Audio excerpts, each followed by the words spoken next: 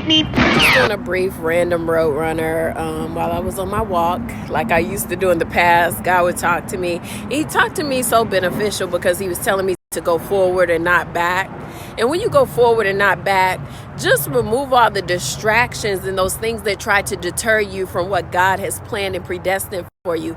There are things that'll happen, it's things that run loosely in the world, and we understand that God is not the author of confusion. He was telling me to go forward and not back because a lot of people spend majority of their lives trying to go back, and sometimes the stuff that's in the back prohibits you from going forward. And I was like, well, where is that in the Bible, God? Where do you see that at? And he was telling me about Job. He was like, if she was like a quarrelsome wife, or she was someone that was not respective of her husband, in that retrospect, like, oh, why can't we have the stuff we had before? Why can't we have everything that God gave us before? You know how like, she told curse him, God and die. And he goes and he says, shall we receive the good of God and not bad?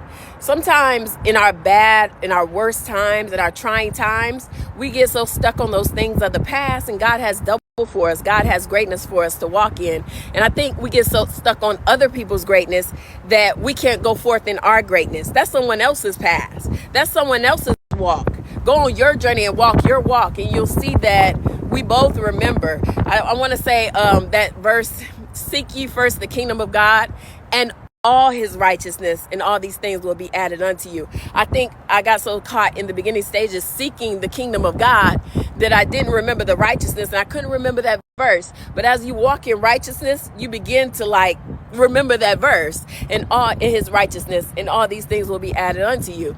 So I just want to let you guys know that, because sometimes we get stuck on other people's journey. We get stuck on going back, that we can't move forward. And we can't move forward as a people. We can't move forward as a whole, or whatever the case may be.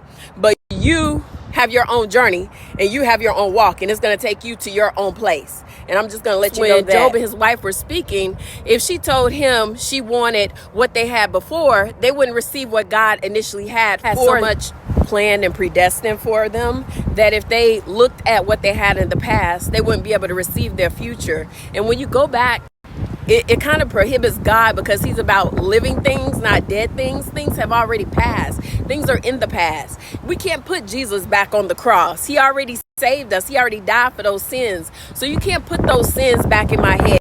You can't put those sins back in my head. I've been forgiven for them. And I want to say that because sometimes the world will try to send you your past and mess with your head. Like in the past, someone let go of their dog. I'm running, period, on God. And I'm standing here trying to preach, and this lady lets go of her dog while I'm talking. I told y'all, let go of those distractions. Don't let them distract you or deter you or stop you or block you. And God was telling me that as I was walking. Remember when you said, don't let it stop you, block you, or deter you? He recalled back to me the word that I said, to say the word that he needs to say. So somebody needed to hear it, And even at the woman at the well, what if you got stuck on those men? What if God had a man for her when she went through the town to tell them about Jesus? Oh, God, that's a word. What if God had a man for her when she went through the town to tell them about Jesus and what he had done for her? You get what I'm saying? So sometimes we get so stuck on things that have disintegrated. They have dissolved. They have eradicated. They have been utterly destroyed. They are no longer in your life. Why focus on them? That is a dead thing. It is not living. It is gone. It is past. You can relive it and create a new memory,